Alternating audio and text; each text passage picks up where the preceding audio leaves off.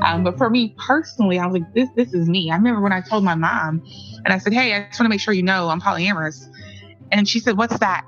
And I said, well, I can date multiple people. I believe I can love multiple people. I can have connections with multiple people. And she was like, oh yeah, I couldn't see you any other way. And that was it. Welcome to Normalizing Non-Monogamy, the podcast where we interview incredible people from across the entire spectrum of non-monogamy to hear their fascinating stories. We strive to bring guests on the show who have a healthy approach to non-monogamy. However, it's important to remember that everyone does it a little bit differently, and the views and opinions expressed by our guests do not necessarily reflect our own. Additionally, we produce this show for entertainment purposes only. Please be aware that we aren't doctors or therapists. Consult the medical professional for anything regarding your health that you might learn about on the show. Enjoy! Welcome to episode 138. We're Finn and Emma, and today we have an interview with Charita Marie, I guess I should say. Charita Marie. Yeah, she is amazing. She is the co-organizer of Poly Dallas Millennium, which is a conference going to be held virtually this November, as well as the lead for Black and Poly Dallas. Yeah, and links for both of those are in the show notes. And beyond that, she obviously has her own story of exploring non-monogamy. And this interview and discussion with her is amazing. She talks about dating asexual partners, having mismatched libidos. As you'll see, she loves all the sex. Yes.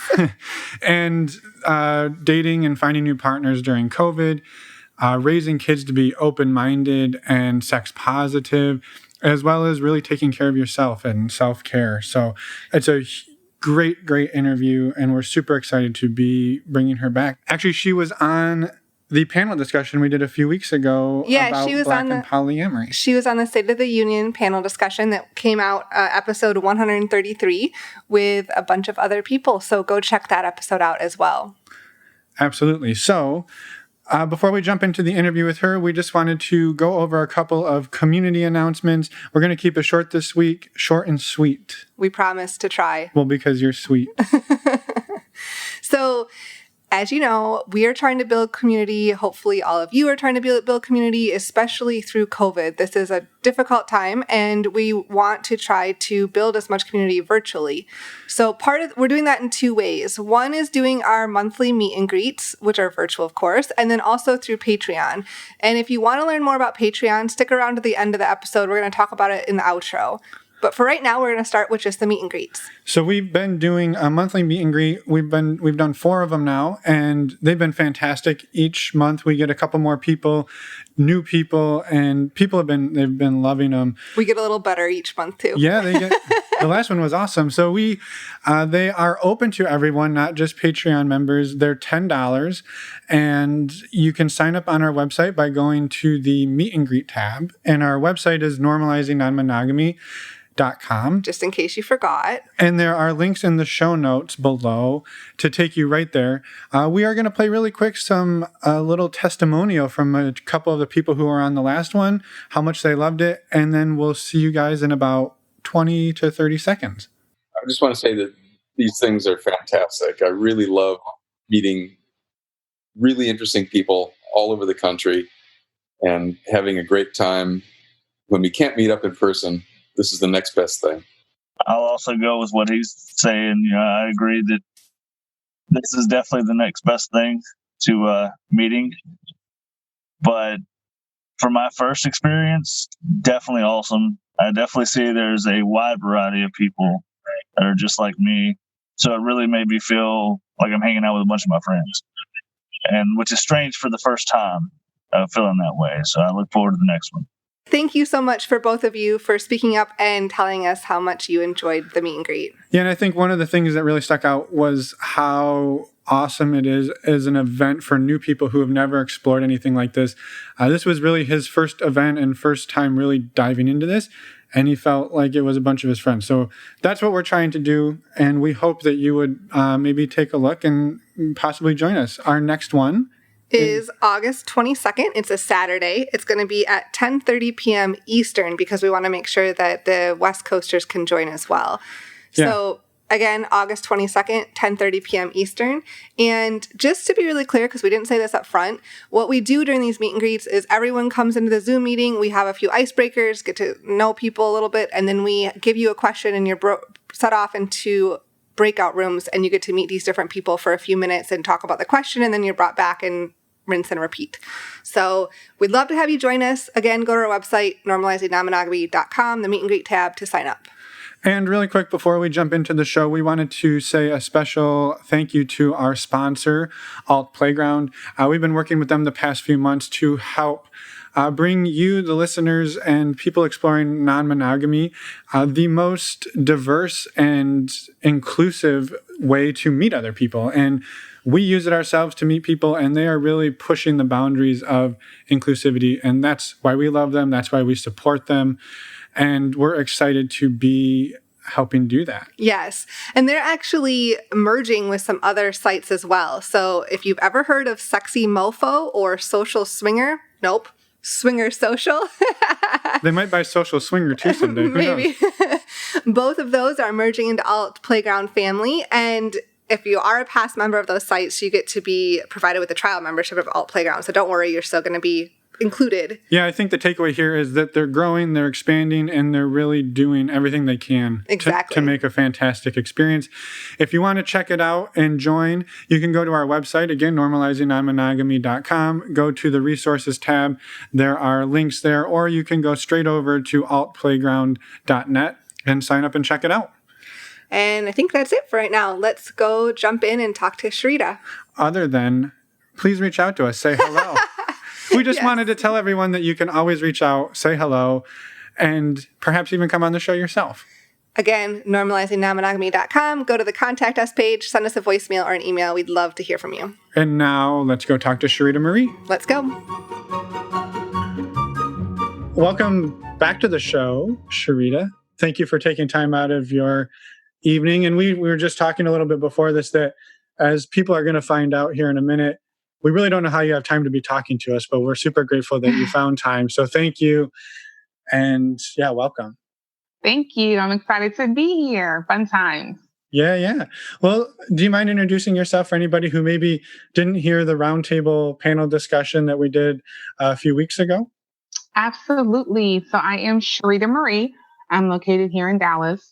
As far as non-monogamy goes, I am the co-organizer for Poly Dallas Millennium, which is a polyamorous conference that's held here annually in Dallas. I am also the Black and Poly Dallas lead, so I host our quarterly events. So whenever COVID goes away, we'll go back to having those quarterly events. I sit on the Bi Plus Advisory Council for Out and Equal, representing my company. So pretty excited about that as well. And I'm like super fun and I'm cute. Yes. Most definitely. Yes. I'm so glad you pointed that out. Yeah. Well, I didn't want any confusion. So. No, none at all. And again, thank you for being here and for all the work you do, the organizations you're part of, and the work you've created. So yeah, thank you. Awesome. All right. Well, so you're non-monogamous, we presume. Well, she sits on all those boards and does all those things. she's an imposter. I'm just ally. Well, I guess, do you mind taking us back in time, how you came to be exploring non-monogamy and maybe what it kind of looks like for you? Absolutely. So interestingly enough, it probably started in high school. I thought something was wrong with me because I was okay. Like the people I was talking to somebody else, like normal high school messiness. So I'm going to be like, oh, girl, he's talking to so-and-so. And I'm like, oh, okay. I'm talking to somebody over here. And then I would be like dating people and I would tell them like, hey, I'm a free spirit. So like, if you don't want to know, don't ask me. And I remember I was like 16 or 17 and my boyfriend at the time worked at Taco Bueno. And he called me and was like, so-and-so just came in here and they said they saw you at so-and-so at the mall. And I was like, okay, like, I don't understand what you mean. And he was just so upset. And I was like, yeah, I was there. Like, what's the issue? So I thought at first I was going to have to like hide and be sneaky. So I was like, well, maybe I'll just never do relationships, right? So I did the whole free spirit thing. And honestly, I kind of got into the swinger thing when I was maybe like 20, when I was in college. Because that just made sense. Okay, these people don't want any strings. But I think that I was looking for more than just the no strings attached, right? Sex. That was great. Don't get me wrong. I'm pro ho, so that works for me. But But I wanted something like a little bit different. So I would have to say maybe like 6 years ago is when I stumbled across polyamory.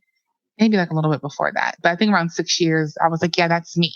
That's what I am. So when you were exploring the swinging, were you doing that as a solo person, or were you with a partner that you guys were like, hey, let's go see what this is about? So both.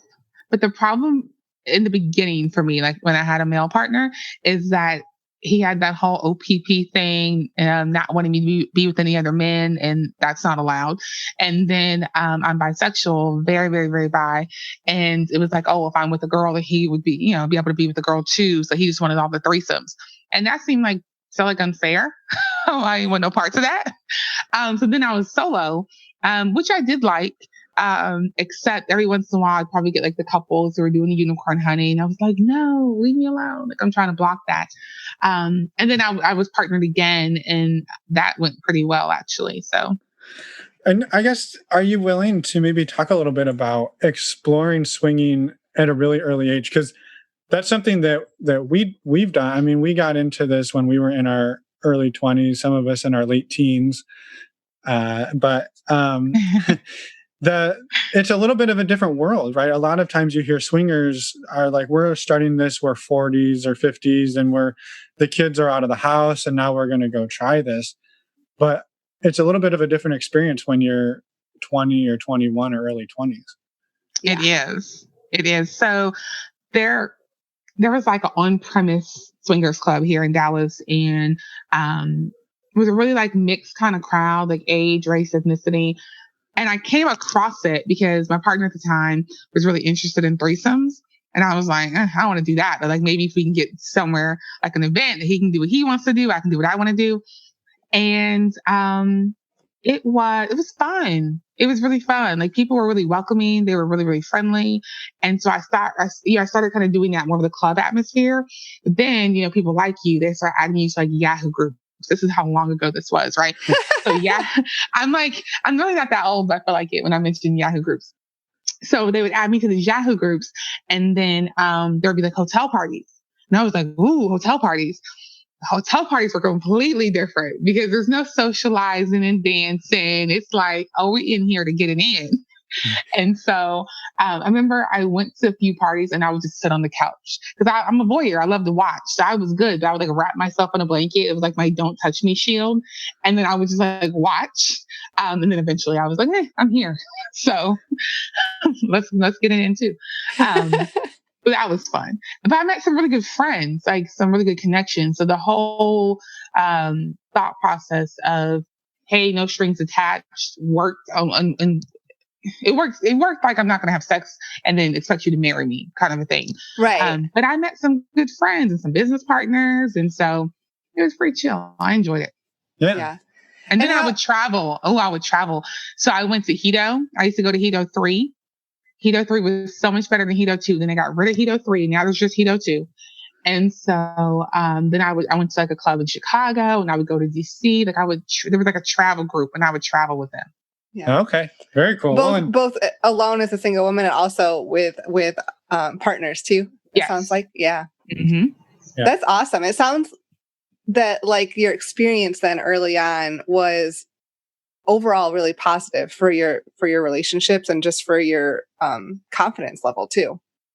Definitely for my confidence level. Charita likes a lot of attention. Just putting that out there. I will say that for my relationships overall, it was okay. I still sometimes with some of the partners I had would see the jealousy, see the frustration, see they're non-monogamous right now, but wanting more of a monogamous situation. And me always saying, hey, I'm a free spirit. You knew this when you met me. And not really sure how that was going to turn out. So yeah. Well, I mean, it happens at all stages of life, but especially early on, when you're only in your early 20s, you're still trying to figure out a lot of that stuff. Yeah. I was just trying to figure out making some money and finishing my master's degree. I don't know what having some fun on the side. Exactly. So it worked out really good. I remember I graduated undergrad and I was in school full time, getting my MBA and working. I didn't have time for a relationship. And so the swinger events just kind of worked out in my favor. Yeah. Well, and then can you talk a little bit about the transition from, the swinging is great and it's a lot of fun, but maybe I need something different, and that transition into exploring or finding poly? It did. So I was in a committed relationship. It wasn't, definitely wasn't monogamous, but again, like, I just would go with the whole free spirit thing. But I would think sometimes it wasn't fair. How do I say this? It wasn't fair. So, well, I will say with polyamory, when I discovered that there were, boundaries you can put in place, discussions you would have. And so I'm pretty fluid, right? So with each individual partner, I'll kind of discuss what works best for them in regards to boundaries, and I can tailor my relationship to meet that need of theirs. Before doing that, I just was like, I'm a free spirit. Like, leave me alone. Don't question me. And so looking back, I think it was kind of unfair to some of my partners, especially because the majority of them started off monogamous. So they were attempting to shift their mindsets in order to grow and progress with me. So what I will say is transitioning over to polyamory, one, making me realize nothing is wrong with me. Like, it's okay that I, believe that I can love multiple people or connect with multiple people.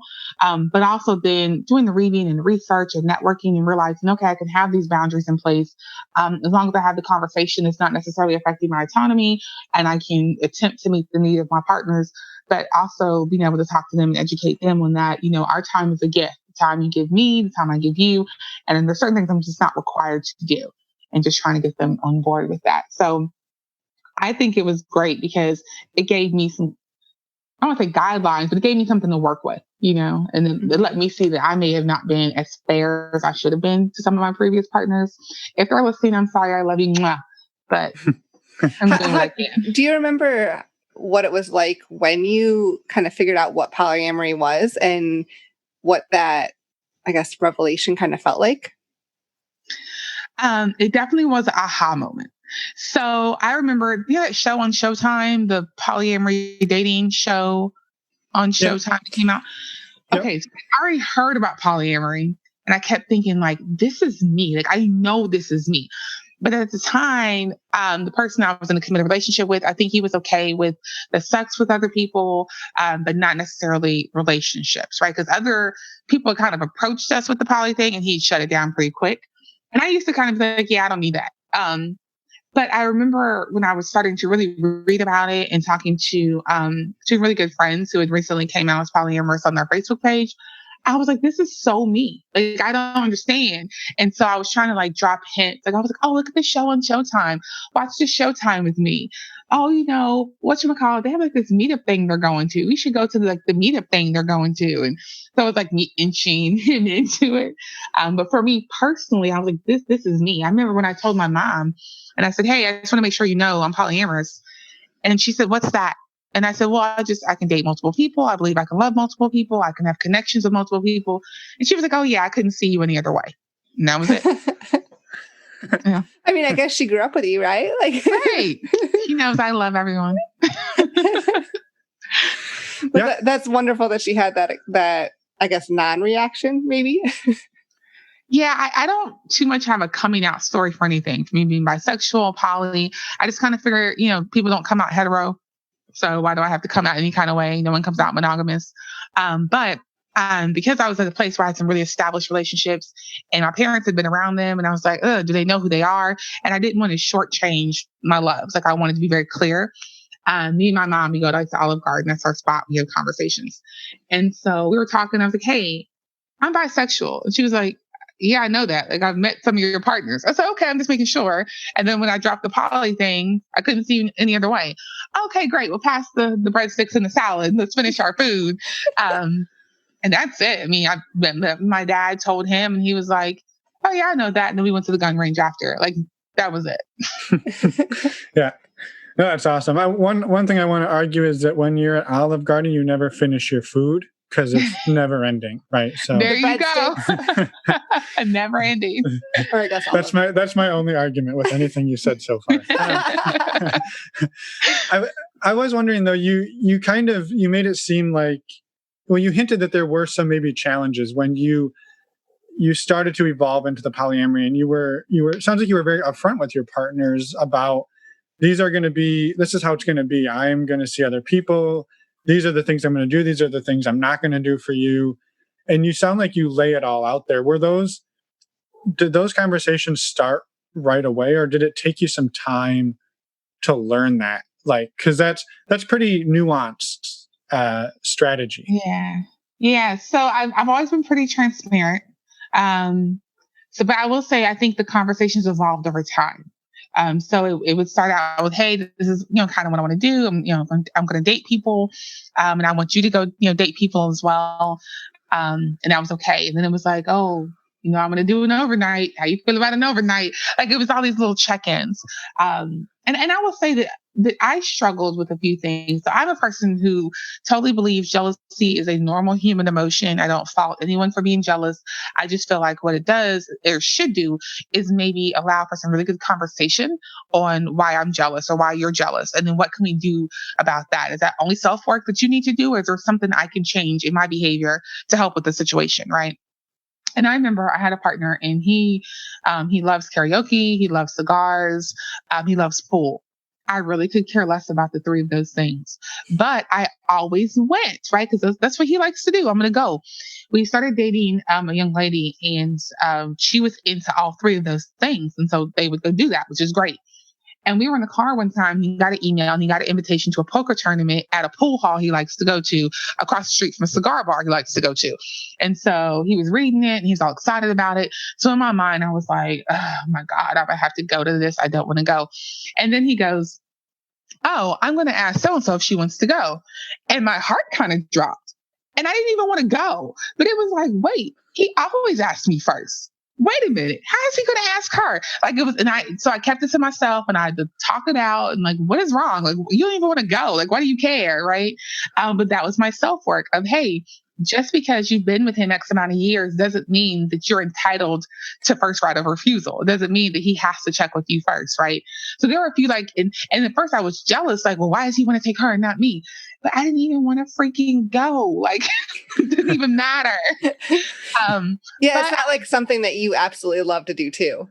I didn't want to go at all. But she wanted him to want her to go so she could tell him no. Right. Exactly. And be like, take her. So I feel like while I probably did not struggle as much as my other partners did, I don't want to act like I did struggle at all. So yeah, the conversations definitely evolved over time. I think I've always been very accommodating. I'm trying to work on that and not be so accommodating to where I'm hindering myself.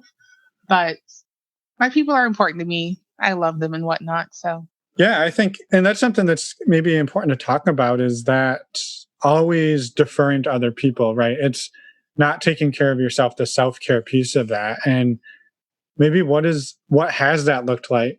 And what have you been doing to build on that, or maybe correct it in ways? So what it has always looked like is when I am dating someone and then we get to the point where we want to talk about entering a relationship, a committed relationship, and what that looks like for us, I always say I have two rules. Number one, don't have me out here looking crazy. And number two, don't let somebody else tell me something you should tell me. And that's all I say. And then I'm like, okay, what do you want? What works best for you? Is it dedicated days? Is it you want to be informed if I sleep with someone else? Do you want to be informed if I'm dating someone else? Do you just want to be informed if I have another partner? And whatever they want, I actually would go with it. And then, okay, that's fine. I can do that. That's fine. Whatever. I have decided in 2020 that does not work for me anymore. Because I feel like I have maybe allowed some things to occur that I might not necessarily be okay with. But as open and transparent as I am, I'm not very vulnerable. I'm not very share my feelings. I call my best friend.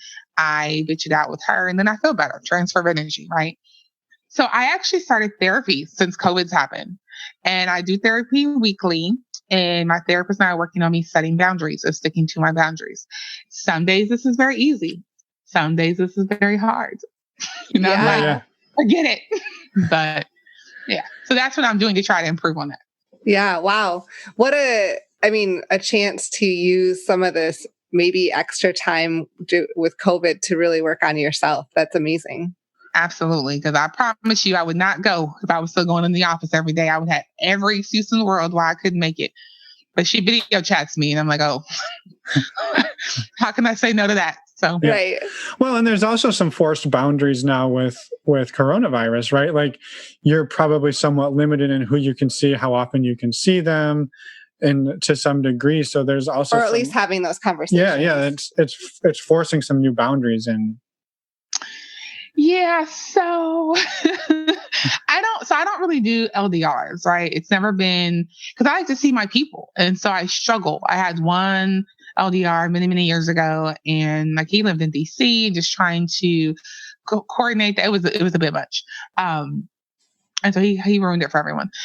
So now I like local people, and so when COVID first started, I had two kind of titled relationships, and neither one of those individuals had other local partners.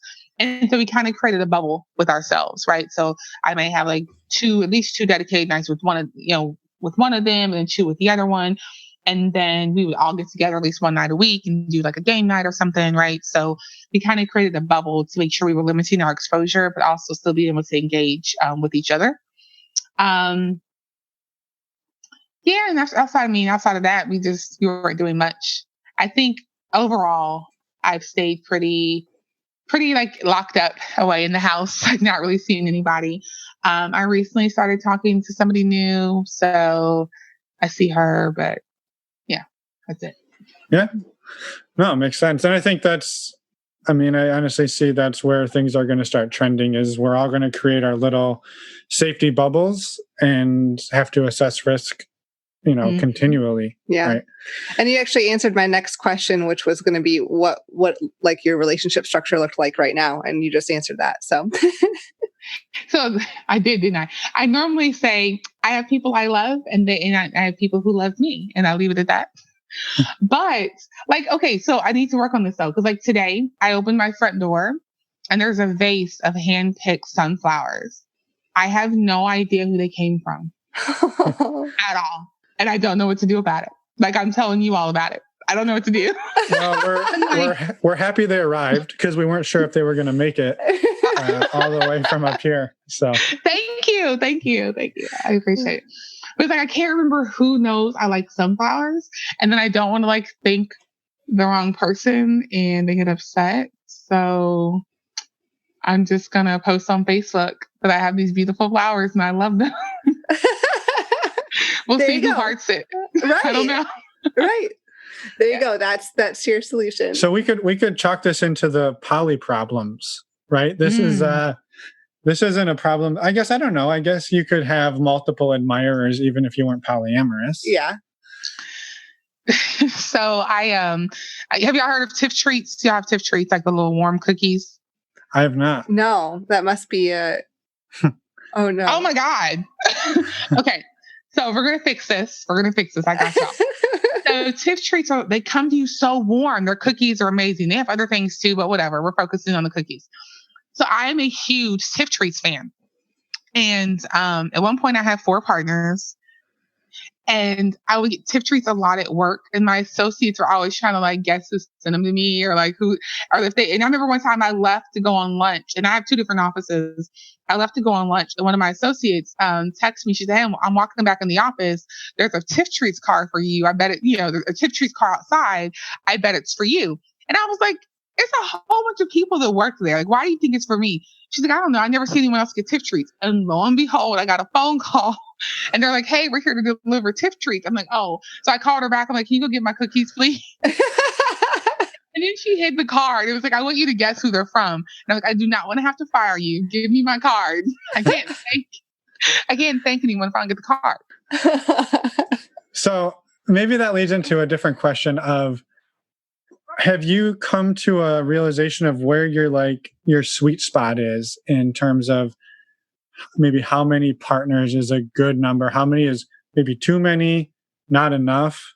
Like to give those relationships what they need for you and the other person. I think 4 was a lot. Especially for local individuals. I think it was a lot. But I loved them all and tried very, very hard to make sure I was fulfilling all their needs, and still love them all, not past tense. And I hope I did. I will say that I felt like I was kind of running myself kind of thin, because nobody can get like 2 days solely by themselves when it's 4. I think two like is really, really good. 3, possibly if one's maybe a little bit less or a little bit more casual. I don't know. But I love me. And so I feel like I'm also a whole partner of my own. And so I have to add me into the mix. Yeah. And so that self-care is important. Yes, I'm trying to do better with that. I've started painting and all the things. I like to like binge watch TV. I'll just turn my phone off. The phone is a time waster like no other. I think flipping it over, turning it off, and putting it away, you'll free up a lot of time just by doing that. I try it sometimes, and then I'm like, oh, I wonder who's texting me. I wonder who's calling me. I wonder, that Facebook post I made. Ooh, Instagram. Oh, what's happening on Twitter? Yep. All of those battles, right? All the things. So maybe back to Emma's question about what is relationships like? What does your structure look like today? We kind of talked about you have roughly 2, maybe 3 local partners, but how do you sort of identify in that? Like, is it sort of like a relationship anarchy where you kind of said like everybody gets sort of what's best for them and what's best for you? Or do you try to put people like, well, we all have to see each other 2 days a week, or we all have to see each other. We have to even it out. And maybe clarify too, like, do you live with any of these other partners? I no longer live with any partners, which is, I'll be honest, has been a mix of things. Because first of all, I never wanted to live with anyone ever. But I can say I sometimes can miss that, especially with the kids, right? Having someone here. I do enjoy having the king size bed to myself. I do enjoy things being the same way that I left them in my room. So mix with that. Like sometimes it's like, yeah, I could do this. And sometimes I'm like, yeah, no, I could nest again. So I'm open. I definitely would not say that I'm a relationship anarchist. Charita likes attention. And I like to know where I stand in your life. And what I have discovered with individuals who love the RA, kind of identify with RA, it tends to be that everyone's kind of equal, including friends. And I never can really figure out, like, I've met people who are RA and I ask, like, how many partners do you have? And they really can't answer the question. And so that works great for them. It doesn't work for me. So I wouldn't say I'm RA. I don't know if I'd say I'm solo poly either, because I'm not against, I was, starting a business with one partner. Like I said, I used to live with another one. So I'm not against living with anyone. So, I don't know. I will say at one point I did have a hierarchy structure, and I'm not anti-hierarchy. I'm anti people who don't let individuals know that they have a hierarchy when they start to date them. Because that's important, right? I don't think I want to engage in a relationship that somebody else always gets to put their input in, unless I'm like really casual with you and also, feel a way about veto power. But that's not what we're talking about. Sorry. So I don't know if there's like a title for how I identify, because I'm open. I really just want to be happy. I want my people to be happy. I want the kids to be happy. And I want to make all the coins. So however that looks. So make money, be happy, and keep everyone happy. I like it. Oh, and have great sex. Can I say that on the show? Okay, great. Well, but I mean, that's can you say that on the show? Yes. you can say anything you want. Well, I think that plays into being happy, though, right? And keeping other people happy. That's a key ingredient. It does, but I will say, so I mentioned earlier, I'm pro-ho. And so I'm a very sexual person. I was dating someone for a while who was asexual. Yeah. So my keeping her happy had to look a little different than it did with other people. And that's a great point. And that shouldn't be in my statement about that's a key ingredient. I think that's not necessarily true, right? There's a lot of people who have very happy, healthy, fulfilled relationships where sex may not be a part of it. So that's a really good point. And I guess, would you be willing to talk about how you adapted to that ecosystem? I think I struggled. And the reason being is I never want anyone to feel pressured in any situation. And I didn't feel confident enough that she would say no to me if she didn't want to have sex. And so I always would let her initiate. Well, then we had a conversation where she felt like she was always initiating, which was very, very true. But then she's like, well, it makes me feel like you don't want me. And so she wanted to feel wanted and desired. And I was like, I could have sex with you like every single day, but because I know that that's not really in your wheelhouse, right? So then she's like, well, how many times a week do you need to have sex for you to be satisfied? Well, I don't want it to be like you're checking the box, right? And so I struggled. I would say I feel like we still had a pretty good sex life, but I wondered how much of that was just because she wanted to make sure I was happy, because she did say that she was concerned about not being able to keep me pleased. But we had great sex, like really, really great sex. So I struggled. Yeah, no, I felt like I was letting her down, and that I couldn't find the good happy balance, like the medium. Right. Yeah. Right. Yeah. That's a tough one because, and it's sort of interesting how it played out, because when you started that story, I was thinking that you were going to say that relationship we didn't have sex because I got that need fulfilled with a different partner. But it sounds very much the opposite, where you were trying to find this like equilibrium, like how much sex does she have to give you, and how little sex, or how much sex do you have to give up? Like, where do you two come? Where's your crossover point? Yes. Yeah. And I just think that I don't know. I was trying. I think she was trying. And I just think that was just a big issue, because it was always the topic of conversation. And I'm like, oh, I'm going to talk about this again. No, we don't have to have sex. I'm fine. She was like, so damn fine. So I'm going to have sex like all the time. Yeah. Yeah. Well, it is, I'm sure, a situation that a lot of people find themselves in, especially if they're dating different people and mismatched libidos. Yeah. Even if somebody's not asexual. Right. And something else though. So I have partners that I have really great sex with, but my connection with them isn't as strong. And then I have partners where if I was just like rating them, which I don't like to rate people, but if I was just rating them just on the physical part of sex, wouldn't be as high of a rating as another partner, but our connection is so strong that it is like the best sex because of where we are. So like I can have a mixed match libido, right? But if I have this one partner that our connection is so great, well, I want to have sex with you more because our connection is so, so great. So although I can go over here and get it, I really, really want it with you though. Right. Yeah. And that's the key, is that, you can get your needs met elsewhere, but that doesn't mean that you don't also want it with that person. Right. Yeah. I want all the sex though. So. COVID is like messing up like whole summer, I swear.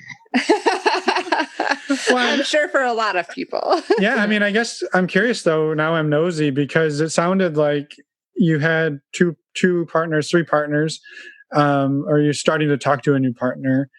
And one would assume that it hadn't interrupted the sex, or was there, I guess, did it look like those core partners plus additional, more casual encounters as well? You mean like during COVID? Yeah, or pre-COVID, or in the absence of COVID. So pre-COVID, it's really weird. So I had a partner for almost a year and a half by the time COVID hit. Yeah, we were like a year and a half, like January. When COVID hit, like March? I don't remember. I should know this. I feel like I've been inside for like 5 months. I don't know. And so then like right before COVID is when I entered I had been talking to a girl, but we entered a relationship like in March, and then COVID hit in March, right? And I feel like COVID like changed the trajectory of our relationship. Like it just was so, so fast. Like, because we were just spending all the time together. Like for instance, I don't really let people just freely meet my children, but she ended up coming over here because where else are we gonna go? I can't, I can go to your house, but I can't always be at your house. I've got kids, right? And so just her meeting my kids as quickly as she did, this kind of thing. And so, not that COVID is over, because it's not over, but we have like masks and other things. I think so for like a month, I've been like, am I really open to meeting someone new, right? And I've been like, I don't know, because what if they have COVID, right? But what happened is I met somebody who also was working from home and social distancing with her and her children, and like lives in my neighborhood. So it's very close, very close. And so now, somebody new. Right. But otherwise, I was I was at the store and I heard somebody say, "Excuse me." And I was like, they're not talking to me because people aren't talking to strangers during COVID, right? And he was like, "Excuse me." So I turned around and he's walking towards me with his hand out. And I'm like, "Stop walking." He's like, "No, I just want to introduce myself to you." And I was like, "Stop walking." And he's like, "What? What's wrong?" "COVID." I was like, "We reported like 1,000 cases today. You can't." He's like, "Well, I just want to do," and he had his hand out to shake my hand. I'm like, "This is not going to work." Wow. He's like, "Oh, well, you can just give me your number." "No, because you're not using common sense. Like, we're not going to mesh. It's not going to happen." Like People are stand still out. 10 feet away from me and you can say hi. Right. And I will like holler out my social media or something, but don't like come and try to like shake my hand. Crazy. People are crazy. Yeah. So you have mentioned children a few times, and I'm curious if you could talk a little bit about how you handle having conversations around non-monogamy with your kids. Yes, I have kiddos. Currently in my house, I have 2 biological, 1 adopted, and 2 foster kiddos who hopefully will be adopted this year. And I have other adopted kiddos that are gone, and then previous foster kids that have aged out that come back all the time. I understand certain people have perspectives of not telling their children. It's not their children's business who they sleep with, and that's fine. I respect their opinion. My issue is I feel like you hide things that you're doing wrong. I'm not doing anything wrong, and I don't want my children to feel like they're doing anything wrong. And because I have teenagers, and I was a teenager and thought I was doing something wrong. I thought there was something wrong with me, that I wanted to date multiple people, and I was okay if somebody else dated somebody. Like, it didn't bother me. I wasn't trying to fight over him or fight over her like other kids my age were doing, right? And so for me, I want my kids to know that there are options. So yeah, they know I'm non-monogamous. They know I'm bisexual. It was really important for me for them to know, that this has a safe house. We're LGBTQ plus friendly. And so I want them to then carry that over to school. And my kids are athletes. They're pretty popular. And I have to kind of figure how they act, and people are going to, mirror. And so I need them to be okay and understand that this is fine. There's nothing wrong. If you have questions, come to me.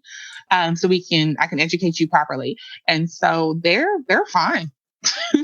They're pretty good. They love me. So yeah, like you pretty much, you give them the information, educate them, and then obviously let them come to you with questions, but you don't make a huge deal out of it. I think that's, and kids will, well, most of them are just like, they'll come with you with questions, but they're like, okay, they don't see the big deal out of it. Right. I don't think it's a big deal at all. Yeah. Yeah.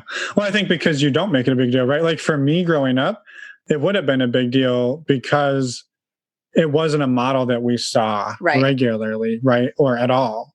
Right. So yeah, no, that's amazing. And again, when you list off, you run your own business, the organizations you're in, your multiple partners, 5 kids in the house.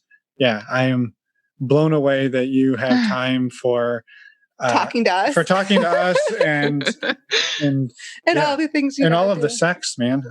Yeah, all the sex. Yes. Do you sleep? So I'm doing better with that, with the self-care. I'm doing better. I was not sleeping as much before because I was always on the go. Right. Right. Now I'm home and I'm like, I'm going to bed. I'm out. That's good. Self-care is important. That's one thing we've covered this interview for sure. Yes, all the self-care and all the sex. Those are like the 2 key points of the interview. Right.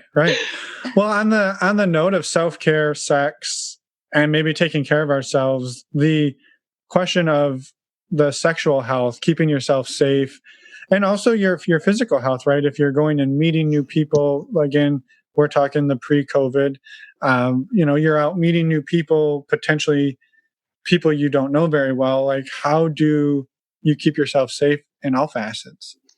So I am very pro-ho. I've mentioned that, but I am so pro STD checking. So I have a schedule, which COVID is messing with a little bit right now. But in March, I do a 5-panel, which is going to be your syphilis, your HIV, your gonorrhea, and chlamydia. And then, there's 2 types of HIV that they test for. And then in June, I do a 10-panel, which is going to include all your hepatitis, and then also HSV, both 1 and 2. And then in September, I'm back to a 5-panel again. And then in December is when I have my annual women's exam.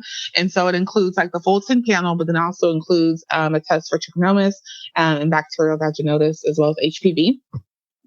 And so that's kind of my schedule. And so I was last tested in March because where I go to get tested in June is not open because of COVID. And so then I called my doctor's office. I'm like, well, let me try to get in with my OB. Well, they're only taking like patients that have to come in. And she's like, you just got tested in March. Ma'am, stop. It doesn't matter. This is my schedule. And so I think I'm going to go like to the urgent care or something because I don't like to mess up my schedule. I like to get tested every 3 months. I share my test results with my partners. It's one thing for me to tell you.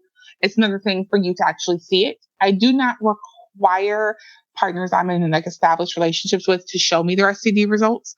But I think because I send them mine, they tend to send me theirs. But when we first engage, I'm going to need to see something, some kind of papers, just cause I have things to do. And so I need to make sure that we're all good. I will say that I have done a lot of more research. And I think at first I was very, oh my God, if anyone has STD, they're nasty, they're gross, blah, blah, blah. I have matured, right? I think about if I kiss somebody, I can get strep or mono, and nobody's like, oh my God, you got strep or mono. And so if you do get chlamydia or gonorrhea, right, if you can take a pill, you're good to go. There's a lot of misconception, misinformation out there when it comes to HSV. And I'm like, a lot of people have herpes and they just don't know they don't have it, right? And so it's a virus, just like you get other viruses. And so I think that polyamory has opened me to educating myself, which I was not doing before. I just was like, oh my God, you got something. Don't touch me. Don't come near me. You're like scarlet letter for life, right? But that's just not the case. And so I'm glad I have kind of opened my eyes and read some stuff and talked to my doctor and, realized that, okay, these things are not like death sentences. It's not that, someone's nasty, whatever. So. Yeah. No, well, thank you for saying that, because I think that is a huge common misconception, is that if you have something, you're a pariah and nobody's going to want to come near you. And by and large, like we've met a lot of people who have had quite the opposite experience. They're like, I was so afraid to tell people. And then I told them and they're like, well, here's what we're going to do to keep ourselves safe. Let's go have a good time and party on, right? And it's so much better just being open and honest about it. And then in receiving that information with grace too, and figuring out how to move forward at everyone's comfort levels. Yes. I definitely want to be a soft space, right? I want people to be able to say things to me and have this communication and not feel like they're going to be judged or I'm going to like go crazy on them. I remember I met a guy like a couple of years ago. He was so fun. And so we went out to eat. Like the very first time we went out to eat, and I was trying to explain to him about poly because, he was monogamous. And he told me he had HSV. And I was like, oh, okay. And so we just kept talking. He was like, wait, did you hear what I said? And I was like, yeah, like is it simplex 1 or 2? He was like, well, it's both. Okay, great. Like, can I have my Sprite and my chicken tenders like we're eating? It was not like a big deal to me. He just seemed so surprised that it wasn't a big deal. And I'm like, well, there are ways that if we do decide to become sexual at some point, that we can keep ourselves safe and we'll be fine. But he turned out to be crazy, so I had to let him go. So whatever. But yeah, I was just glad that he said, he said, I do really, so I'm like an NRE junkie. I'm trying to do better with that, right? But I have and it's new relationship energy. I assume your listeners know, but I have very intense connections when I meet people. And if I have like this instant, like intense connection, I'm like, oh yeah, this is it, right? And so he and I had one of those, and then he just thought, well, let me let her know drop this bomb, and she's going to be out. And no, I'm still floating on this NRE. I'm good, But he couldn't get with the poly thing, so we had to cut it short. Have you had successful goes at the mono-poly dynamic? And I guess that's how do we define success, right? That's what I was going to say. Like, how do we define success? So there was a period of time that I only dated monogamous people, and it was not like on purpose, but I am so active like in the Dallas poly scene that I was like, yeah, I don't know if I want to date anybody like in the scene, right? So I would meet people like on Tinder or OkCupid, whatever. And I had a couple that I thought, we had fun, we dated, we had good connections, we had good chemistry, but they all had this, like, I don't care about your other part of your life. Almost like a don't ask, don't tell situation. Well, if you don't care about the person I'm, living with and I have children and a family with, and so I can't really talk about them and I can't talk about, something that happened with this part. It just felt like I had to exclude part of my life out, like it wasn't real. And so all those situations ended because I just couldn't deal with it.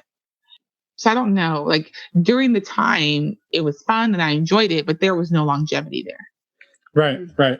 I was just, and this might seem accusatory, but I was curious if that mono-poly dynamic works because, as you've said, you like attention, and if you're dating somebody that's monogamous, you know exactly where you stand in that. Mm-hmm. So I nailed that. Yeah, this is true. All the attention. I did, and because they were only with me, like I'd get all the attention. I was like, oh, yay. Oh, Lord. Love it. I love it. You nailed it. Look at that. Gold star. Yeah. I'm going to get promoted after this episode. I don't know what to, but. I'm going to win.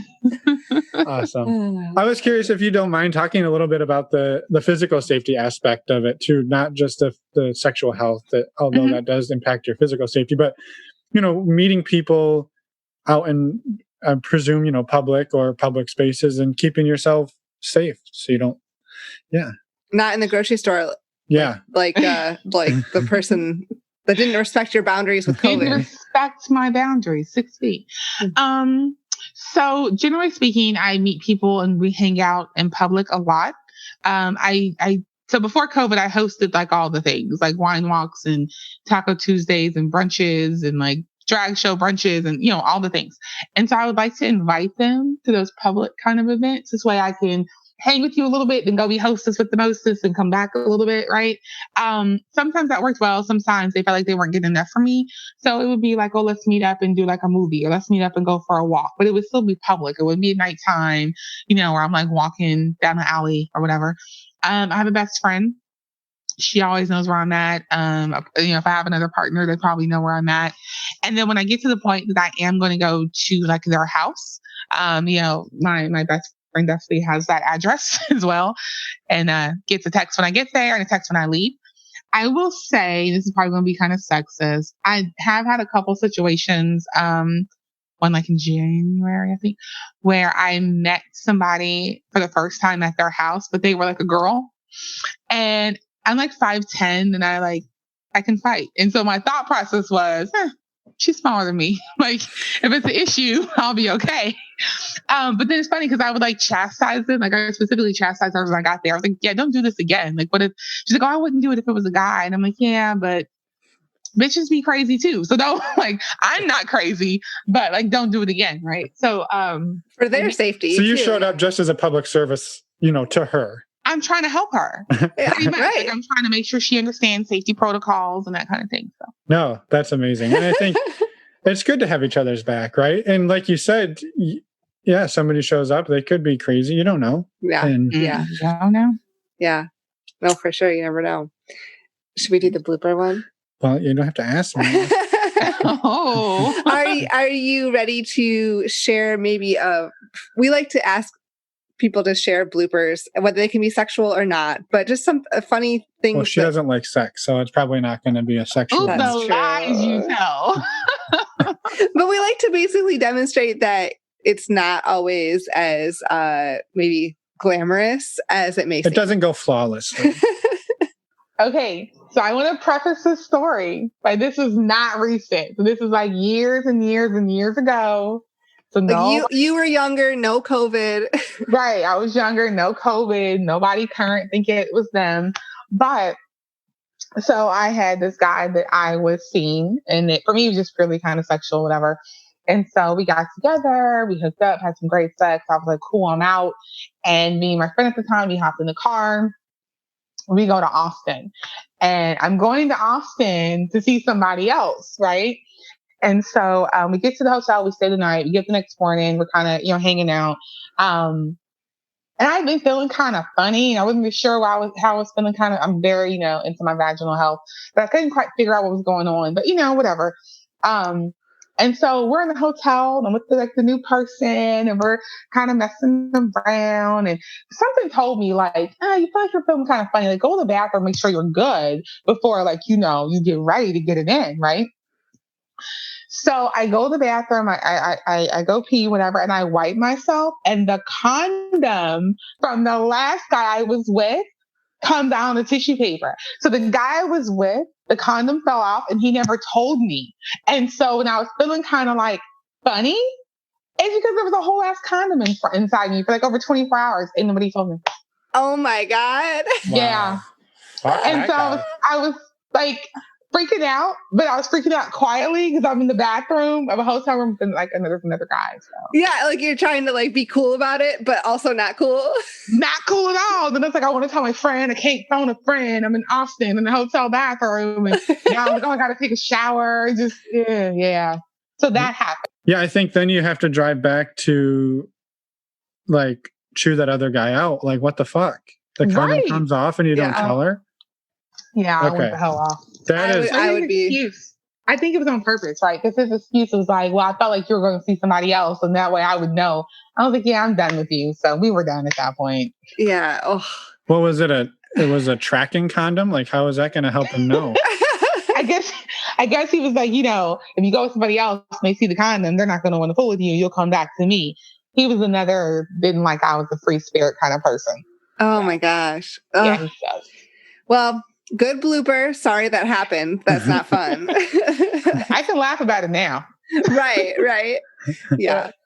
So I have another nosy question. And our show isn't typically like a raunchy sex podcast, but I'm just curious because you've talked a lot about how you love sex and you've probably had a fair amount. And I was just curious, is there something that you've never done, and it doesn't even have to be sexual, but something that you've never done that you've always wanted to do and that you're like, can't wait to do it?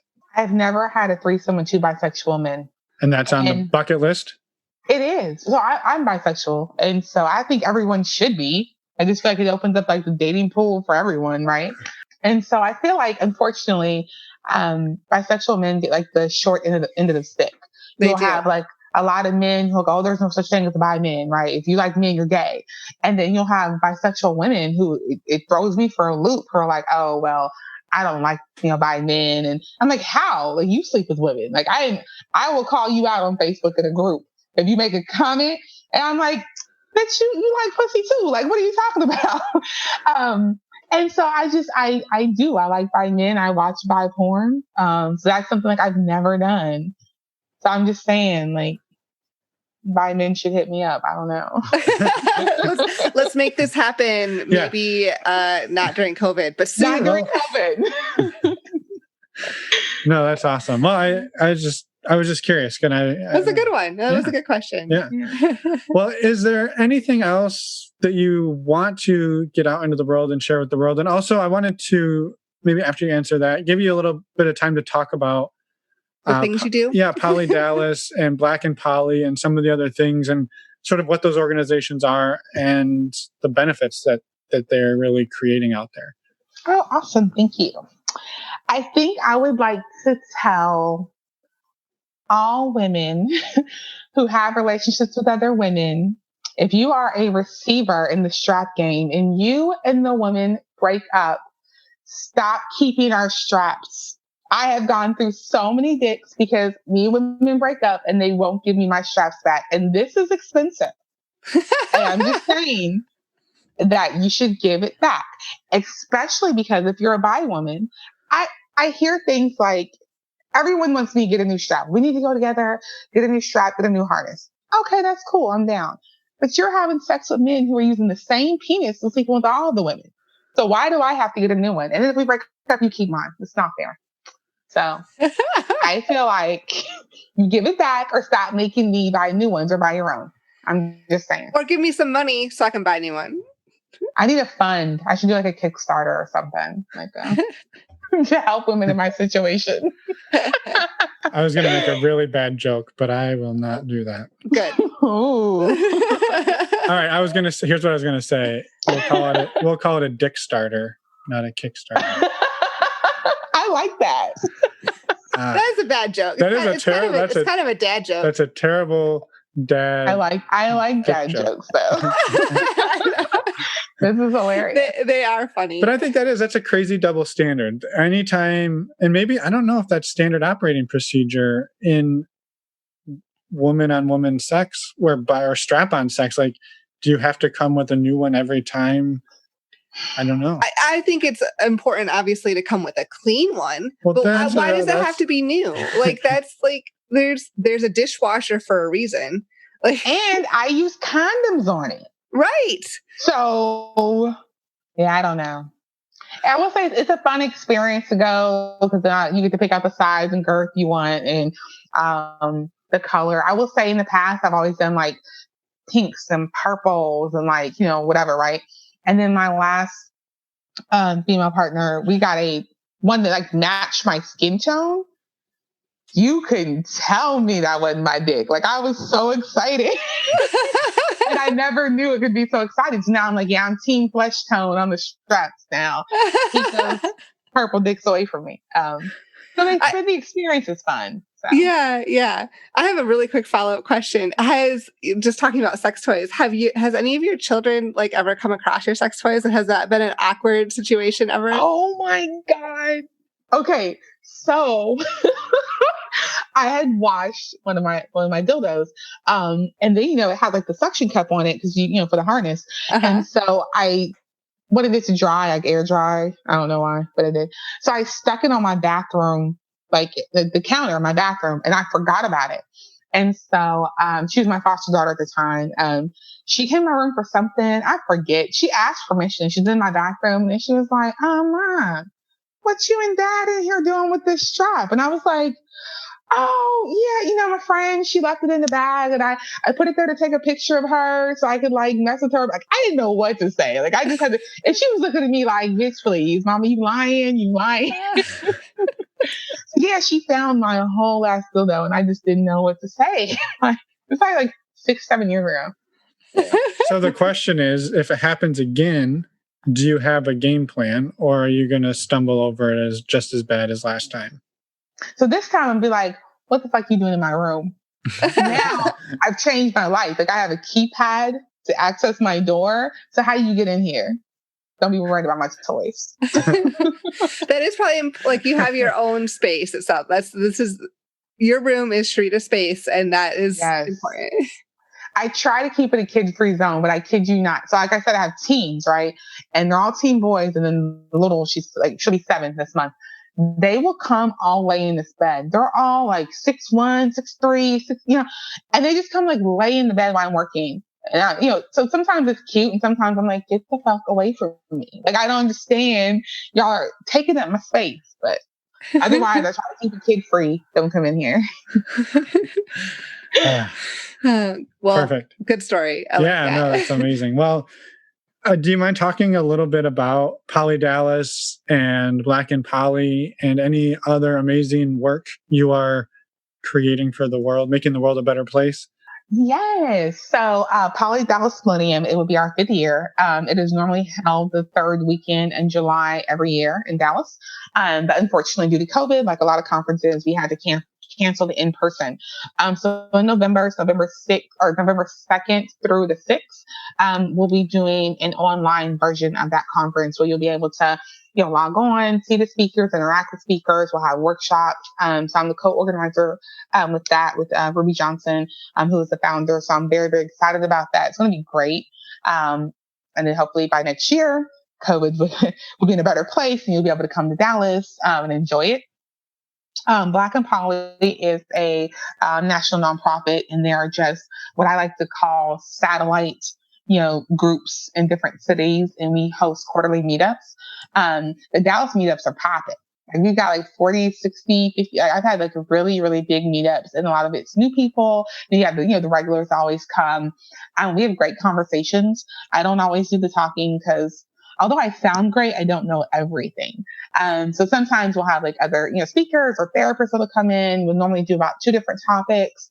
Of course, right now we can't do in person. We were supposed to do one in March and that got canceled.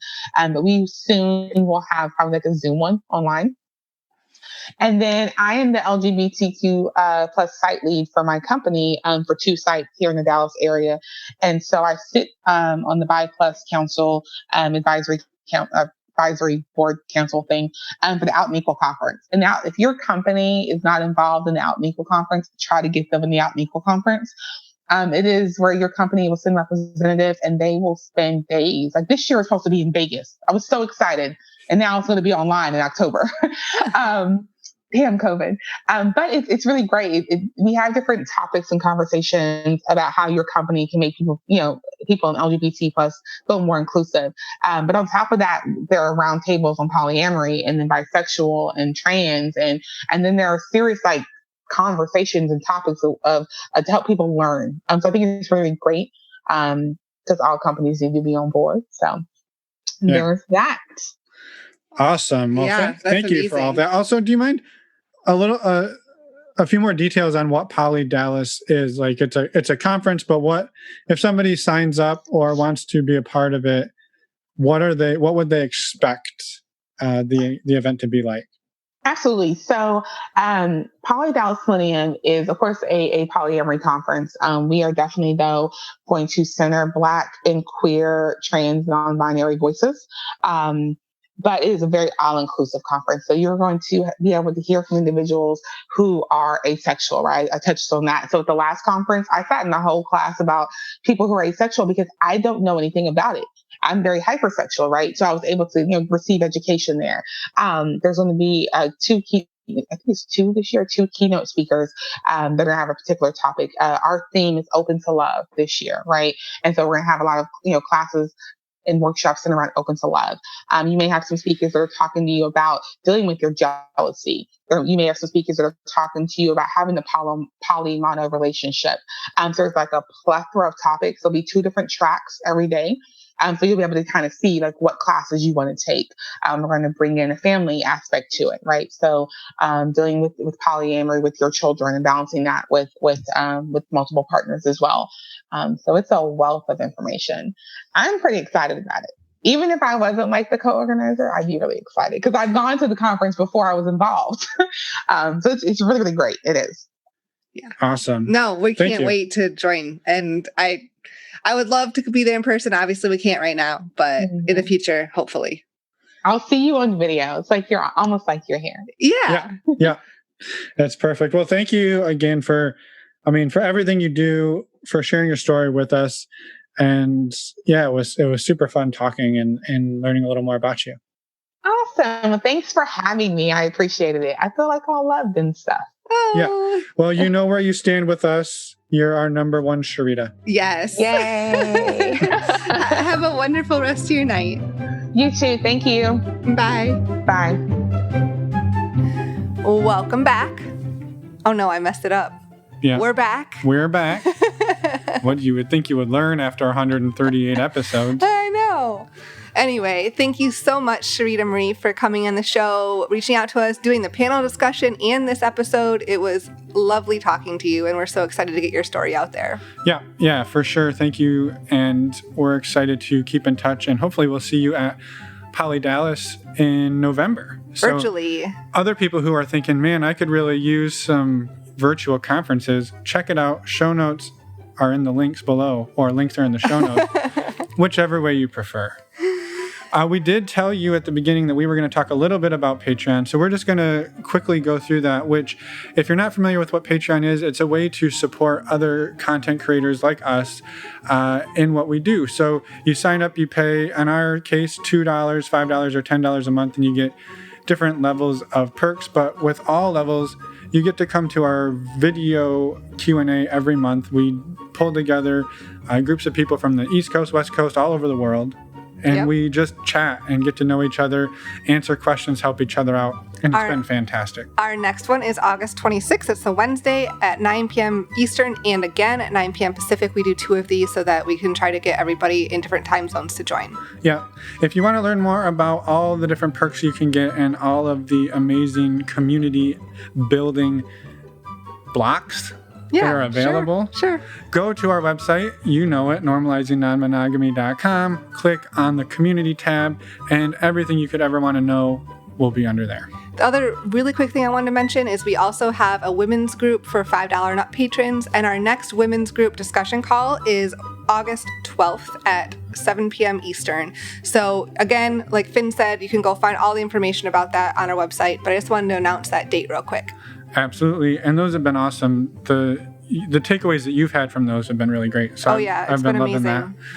The last thing we want to do is say thank you to Alt Playground for sponsoring the show, and we're excited to see what all those sexy mofos coming in have to what they're bringing to the party and the swinger social. So we're excited to again be helping them bring everybody a diverse way to meet other amazing people like yourselves. So check them out, and next week come back. We have our regularly scheduled programming. Wednesday episode. This one's going to be with Sky and Cody. And it is another fantastic discussion, as they all are. Yes. And we look forward to seeing everybody in a week. Bye, everyone. Thanks for listening.